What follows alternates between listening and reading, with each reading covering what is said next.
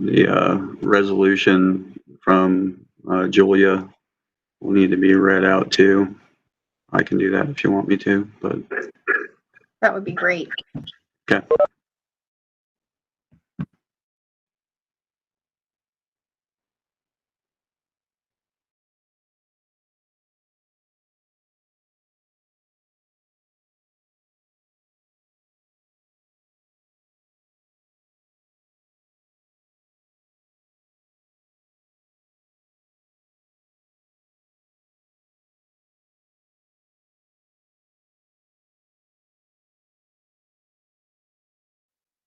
I think I'm going to wait for the tornado sirens per the usual. If you guys at the township, Matt, can give me a thumbs up once they've stopped, because sometimes they're a little hard to hear for me. Thank you. Hey, Brian, did you get that voicemail email I sent you? I did. Okay. There's a woman asking about the smoke detector. And I have some bad news right now. The American Red Cross has put their smoke alarm program on hold. Oh, wow. I've just distributed the last smoke alarms yesterday, but they didn't put that out to us. So I just found out we can't get restocked, and I don't know how long that's going to occur. So Perfect. that's where we are right now. Make sure that email went through. I do have that on the sign out front, so I'll go ahead and make sure to remove that. Yes, please. Brian, when it comes to reading a lengthy resolution, first of all, you want to give Deb a heads up that you're going to need a number by the time you get there. Okay. Resolution number. And then we've only been reading to sort of the, referencing the document by the heading rather than reading through the, 2 pages of resolution.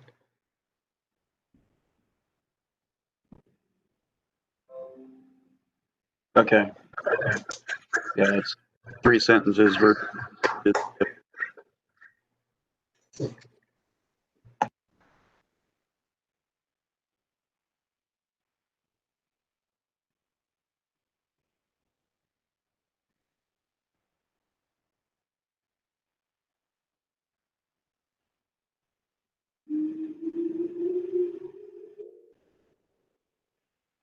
They're going off.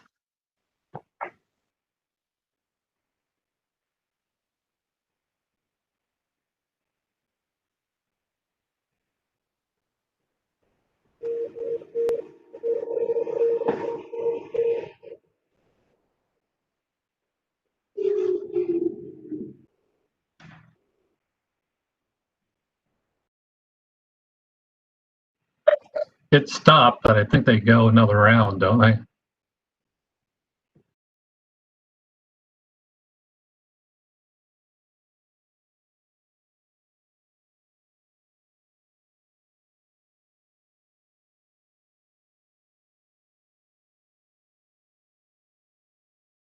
Sound like we're good to go? I'm not hearing it anymore. All right. We are going to open with the pledge. I pledge allegiance to the flag of the United States of America and to the republic for which it stands, one nation, under God, indivisible, with liberty and justice for all. Fiscal Officer, can you call the roll?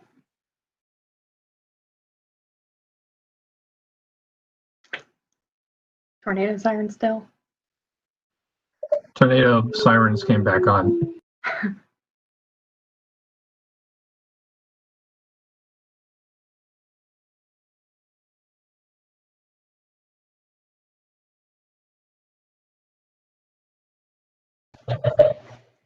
I think we lost that for a moment. I'll wait for her to pop back in.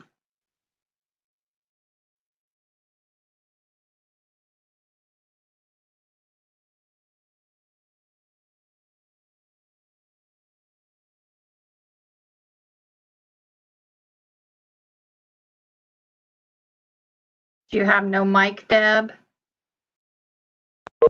There you go. It's great. It's great to hear you all now. Want to go ahead and call the roll? We're ready whenever you are. All right. Trustee Sword, Sierra, and Jessberger. Here. Here. I see it. Yes. Okay. Township administrator? Here, okay. And chief of fire, Present. chief of police, Here. superintendent of public works, Here. and code enforcement. All right. Our next meeting is going to be September 2nd at 12 p.m. I'm going to make a motion to accept the agenda with flexibility. I'll second. Trustee Jessberger, trustee Sear, trustee Sword. Yes. Yes.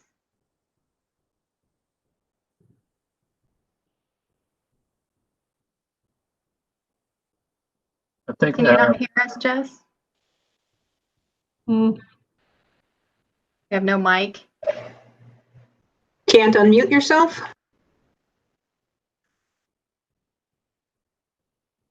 Hi, I'm here.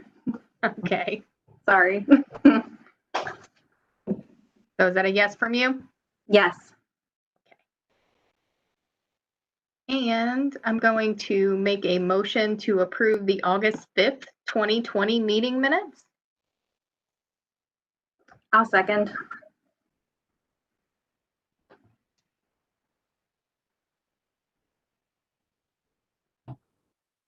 Trustee Jessberger, trustee Sear, trustee Sword.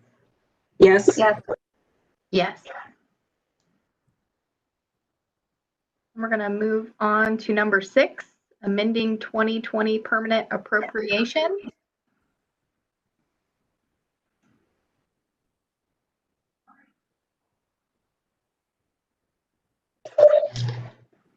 I just need a motion to amend the 2020 permanent appropriations. I'll second. Thank you. All right. Trustee Jessberger, trustee Sear, trustee Sword. Yes. Yes. And then number 7, I believe, was just an FYI for the board. There's no motion needed. Is that correct? Is this the investment policy? Yes. There is a motion needed to update the township's investment policy. So I'll wait for a second and then speak to it. Sure. I'll second. Okay. So no major changes. The last time it was updated was in 1996. So we're not, Meter Investments is still our advisor. I think a meeting in July, the board gave me permission to have monies again in Star, Ohio, which is something previous FOs have done here. So this is no major reason for the update other than it has been some time, and the township attorney looked at it as well. Go ahead and call the roll. Okay, trustee Jessberger, trustee Sword, trustee Sierra. Yes. Yes. I'm going to move on to committee team reports.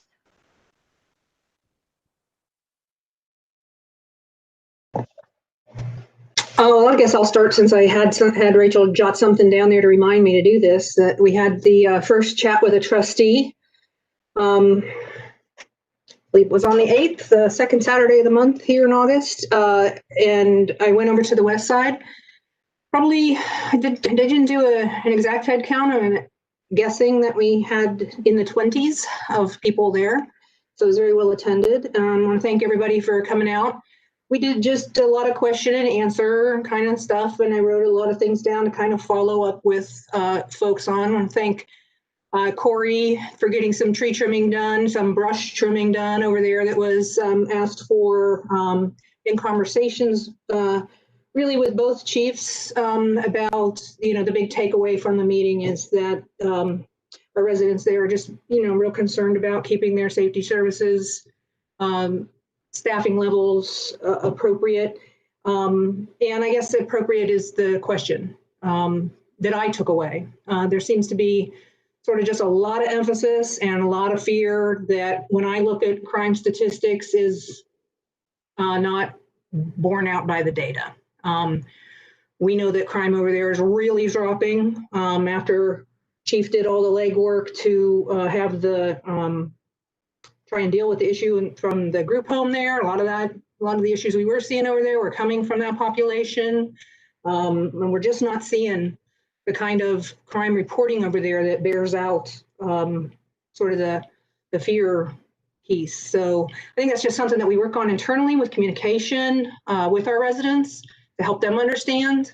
And, you know, especially when you look at the difference between the crime stats on the east and west side of town, it's a glaring distinction.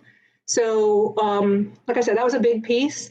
Also, one of the things that I wanted to mention to the board was part of the conversation was, would we get our closed captioning turned on for our YouTube feed? That was pretty easy for Rachel to flick that switch for us. There's a request also that we post our agendas before the meeting. I personally find that pretty reasonable, but I didn't want to just jump and do it without talking to the two of you. If there's kind of a consensus that that would be okay, then we would just move to right before the meeting, have Rachel post that agenda so that folks who are watching the live feed could follow along. Would we be good with that sort of thing? Yeah. Absolutely. Great idea.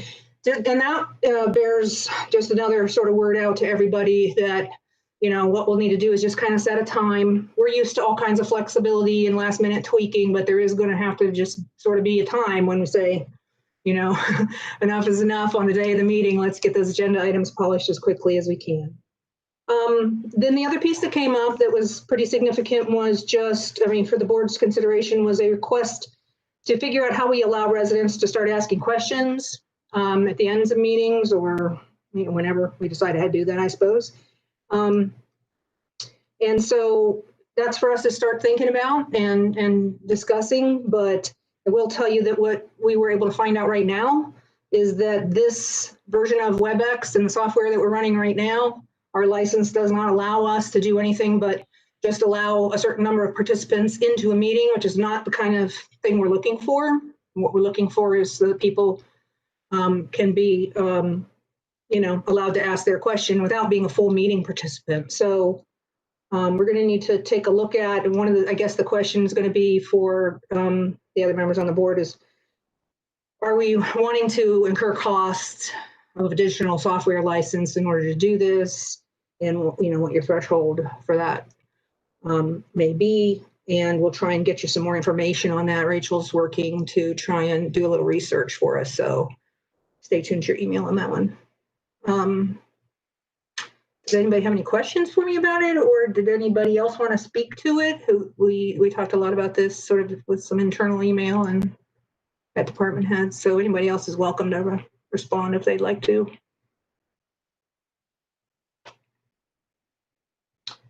Okay, thanks for that. Thank you.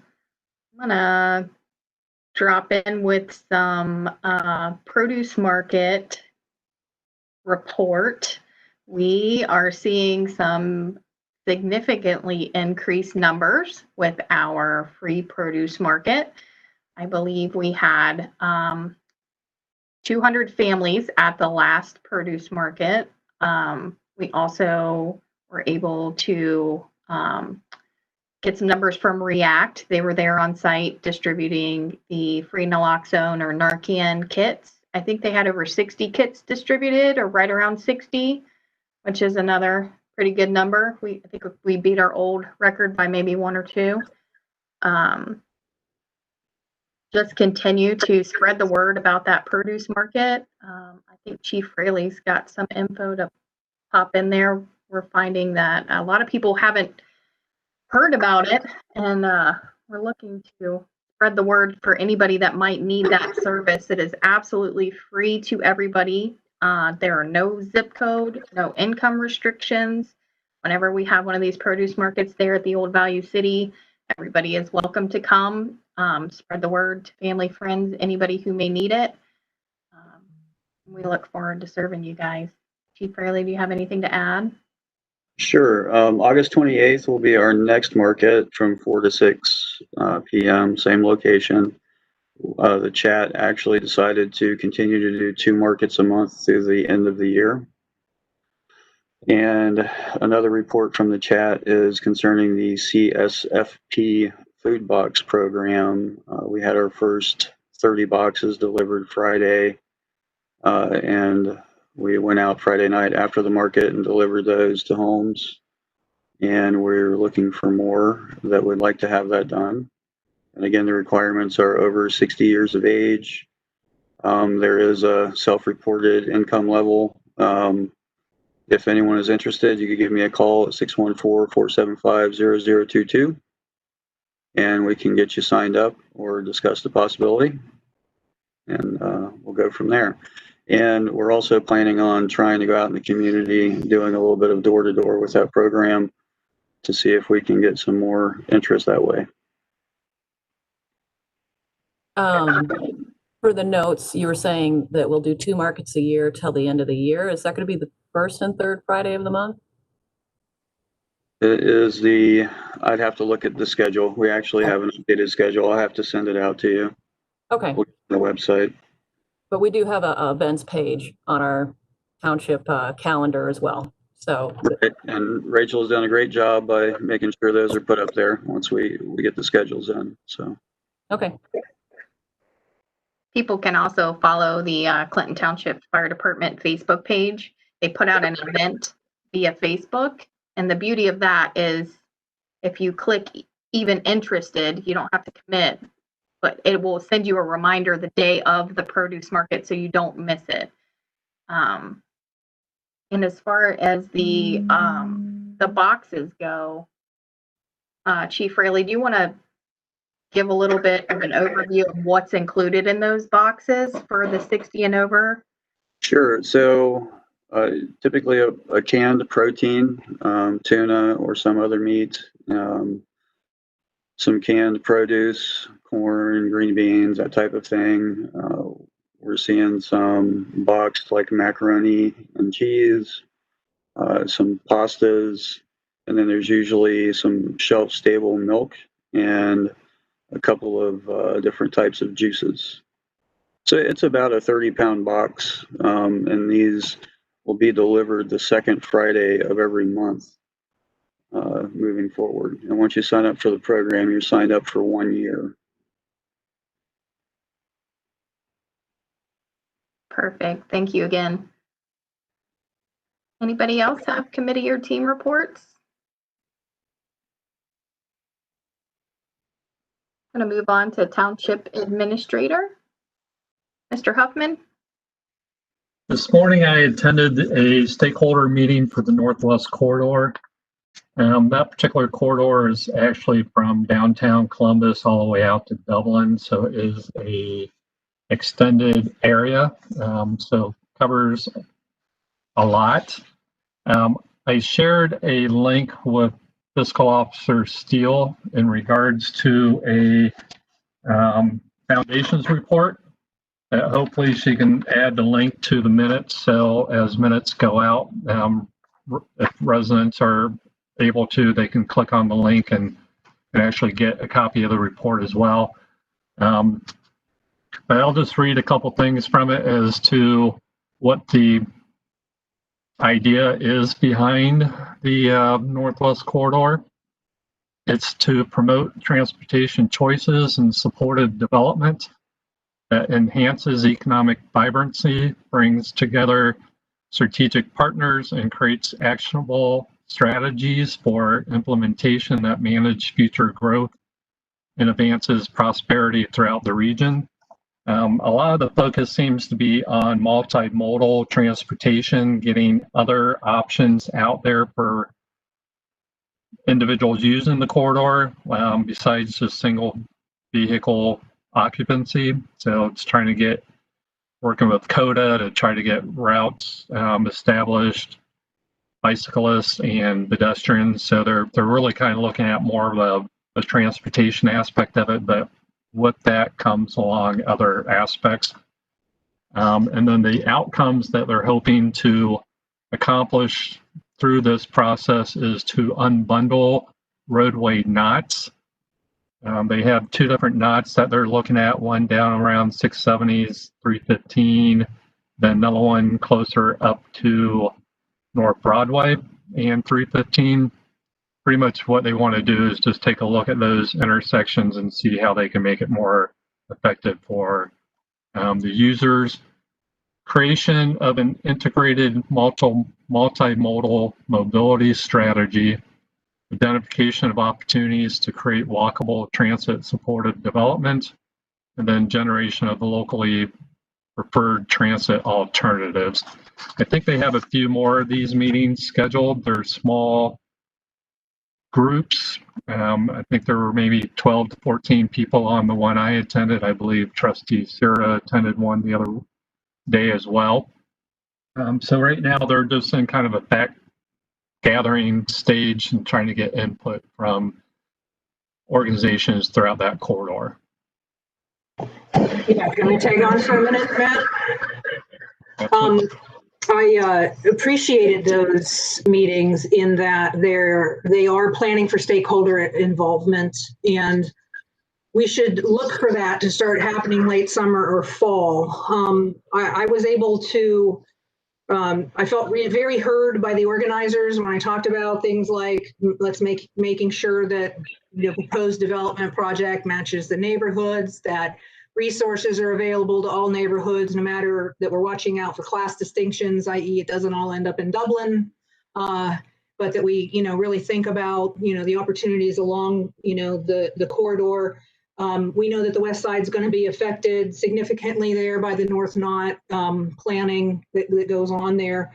And I asked them not only how they intended to reach out to residents for input, but also offered our help in doing so. So they were delighted by that, and we can, help when the time comes, and there's going to be more opportunity for community input to make sure our residents are aware of that. So that's all I have. Thanks. Definitely seems to be a collaborative aspect, but they do want input. So any input we can provide would be greatly appreciated and important for our West Side residents.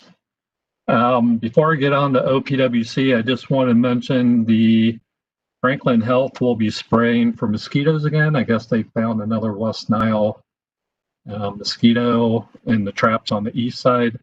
So that will be the evening of August 24th. So kind of heads up in regards to that. And then OPWC, the Ohio Public Works Commission, it's an opportunity for the township to submit projects for funding to try to help with the cost of particular projects within the township. The last opportunity, we submitted an application for the south side of Ormond Avenue, and it was not funded.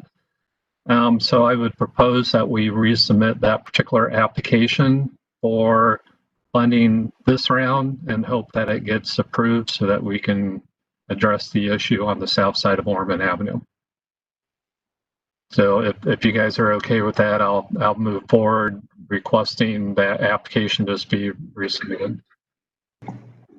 So one question is, are we resubmitting without any changes, or are we going to consider making ourselves more attractive to them in any way, or what were your thoughts on that? I'm open to suggestions. My original thought process is that we would just go ahead and resubmit as is. I think part of the reasoning for not being funded before was they funded the north side of Ormond, and they're limited with funding, so they want to try to spread out the dollars for all communities within the district. But if there's opportunities to address the application to make it appear more appealing, I'm definitely open to suggestions. I'd like to see that again, just as a refresher for myself before we submit it, and give the chance for all of us to kind of reprocess and regurgitate and see if there is anything additional we need to add. I'll email out the copy of the last application. I will say, unfortunately, it's the end of September, so we are kind of under a time crunch. Matt, I'm curious about if there's, if you can do just a little bit of phone calling, or maybe just educate me better. When it got turned down, was there a score sheet? Were there criteria? Was there anything there that we can use by way of judging? Was this just funding on their part? Was this something else about the application? Or is there any way that there's somebody to talk to about, viability with X% matching versus Y% matching, that you might be able to shed a little more light for us in terms of any possible things we wanted to consider? In a past position, I was the liaison for an OPWC district up in the Richland County area.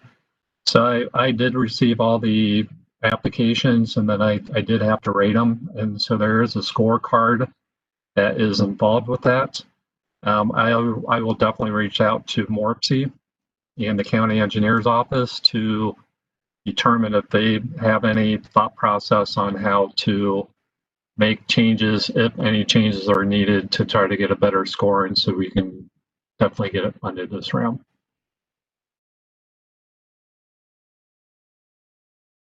Thank you. Thank you.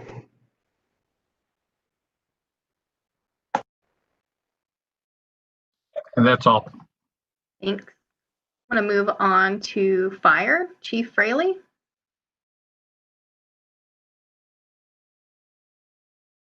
Hello. Yes, we have a few items today. First, we'd like to request a motion to approve the purchase agreement with PennCare Inc. Some new verbiage under the state term schedule for a new 2020 Ford Braun Chief XL Medic vehicle for $232,175 to be paid for out of Fund 2111-220-750.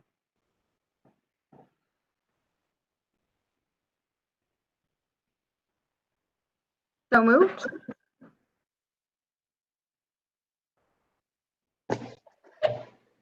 I'll second.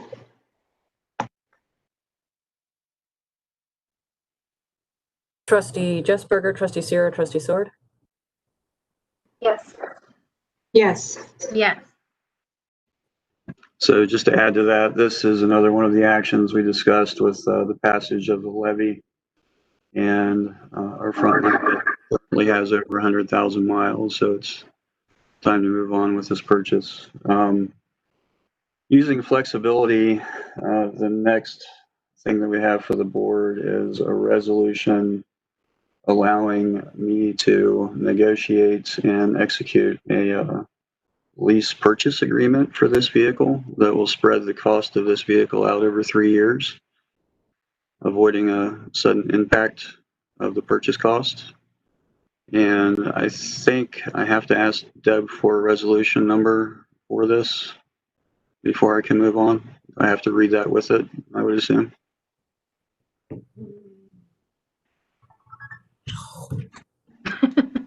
Okay. Let me loop back. I got to look at the previous meetings notes and then add 7 to it or so. So hold on. Sure. Well, while she's doing that, the other flexibility I wanted to add, we have placed a first responder vehicle in service at Station 62 when our manpower allows, when we have 6 personnel on duty, which is not enough to have Medic 62 in service, but it does give us an extra firefighter on duty. So we're placing equipment in a station car. So that vehicle will act as a first responder on the west side for anything in the township. And they carry EMS equipment, they carry gas meters and their fire equipment. And they're also going to be driving around the neighborhood, checking on the residents and going through the Lennox Town Center a few times a day. So since we've had that in operation, we last week we had a service on the west side every day but Saturday, either with Medic 62 being in service or having that first responder vehicle available. So that's been working out pretty good. The medic resolution number would be the 14th resolution this month. So its resolution would be 20-08. 014.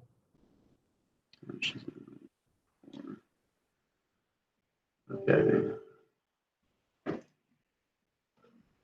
So, resolution number 20-08-014, a resolution authorizing pursuant to ORC 505.267, a lease purchase agreement for a Ford F-550 FX2 Diesel Braun Chief XL. So moved.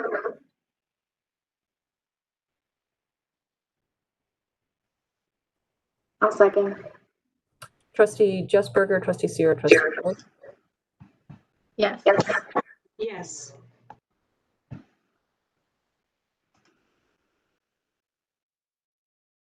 And that is all we have. Thank you. Thank you. I'm gonna move on to police.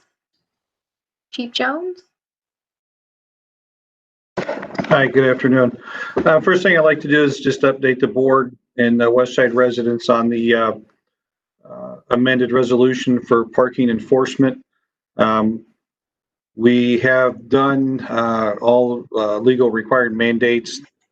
The posting in the Daily Reporter, the last posting will be next Monday, the 31st. That information then gets forwarded back to our legal counsel, who will hand deliver that to the Franklin County Municipal Clerk of Court's office to have that put in the docket. So I would venture to say by the end of September, enforcement of our parking on the west side will commence back up again. I know there's been a lot of talk, I guess, with the trustees or whatnot of when that is going to occur. So within the next 30 days from August 31st, we should be back enforcing that. So if there's any residents, we'll try to get that word out over there. Pass the word along. If you need parking permits, please get those. Enforcement will include citations and towing if necessary. It's been pretty lax. People have taken advantage of that. So we should be back up and running there. Second item I have is to request a resolution. Where did it go? We request a resolution to declare Old Township cell phones as surplus property and to make a donation of those to the Grace Haven House on Carl Road. That is a nonprofit that works with juveniles that have been involved in bad situations, and it'll help their staff members. I've talked to their director, and they are very pleased to hopefully be getting these phones to help their cause. I'm gonna make a motion to declare Old Township cell phones as surplus property and make them a donatable item to the Grace Haven House on Carl Road. I'll second. I just want to clarify that this is 3, possibly 4 devices at the moment. I'm pretty sure it's 4. And the police chief has taken out the data chips, and so this is a secure thing. So Trustee Jessberger, Trustee Sierra, Trustee Sword. Yes. Yes. Last bit of information I have is just some clarification. Going back to the first part of the meeting where there was a chat with the trustee items brought up. Just some clarification to our West Side residents that we do have police coverage over there. Travis Carpenter is the day shift person. He was on vacation the previous week. I have made several trips over to the West Side in the last several days myself, just to kind of get an idea of what is visible as far as the residents saying they don't see the police over there. We have Officer Batters and Officer Bird that have been going over there on second shift, night shift. The end of last week, we did have a report of some cars that had been gone through at night, some items stolen out of vehicles. We did make 2 arrests over there. It was Thursday or early Friday morning. So those individuals were quickly identified and apprehended. And again, with calls with COVID, some of our calls have gone down.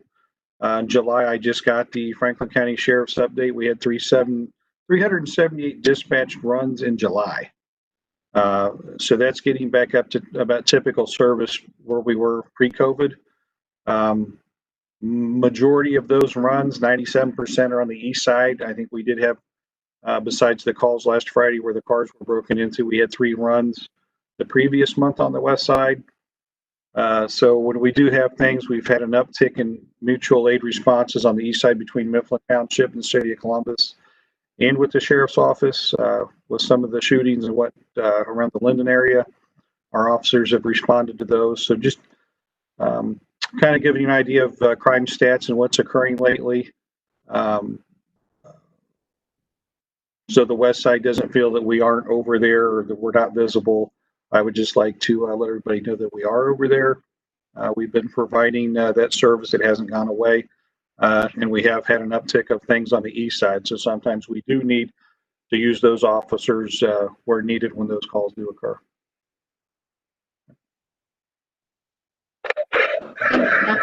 Thanks, Chief.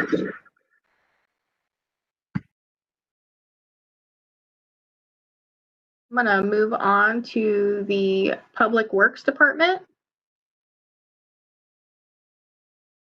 Good afternoon. I'd like to request a motion to approve the Franklin County Engineers bid of $25,660.91 for storm tile replacement and catch basin installation on the south side of Ward Road to be paid from Fund 2031-330-316. So moved. I'll second. Trustee Jesberger, Trustee Seer, Trustee Sword. Yes. Yes. Is that all you had for us today, Corey? I just wanted to add that I'm requesting to replace this section of storm tile because the job is a little bit bigger than I think our department can handle. And a lot of the other flooding issues that we've had around the township since I took over back in July, we've been able to clear up just by cleaning tiles out. This section was determined to be in too poor condition to be cleaned. Thank you. I'm going to move on to code enforcement. I just have one today. I'd like to request a motion to approve a 50587 cleanup for case number 284 at 2064 Elmore, parcel 130-003508.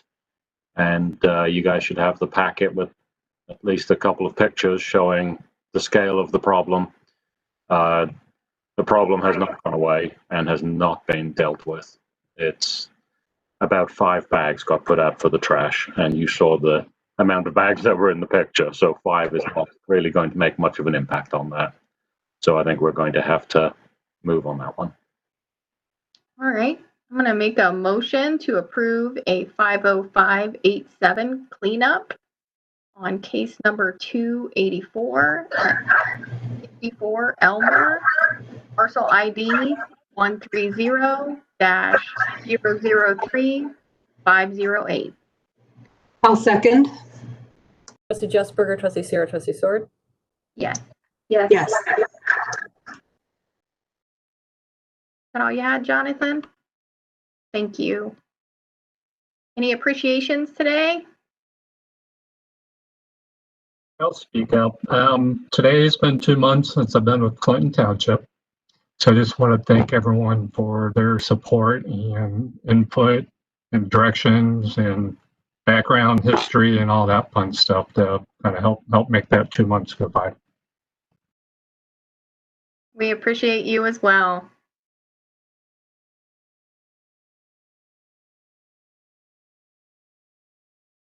Anyone else?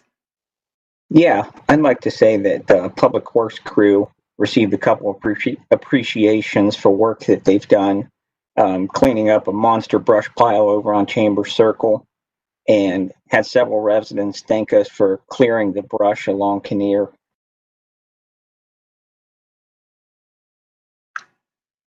That brush clearing did make a world of difference. I was actually over there with my family last night to visit our favorite taco truck. and it looks great. It's night and day. So very well done. Thank you.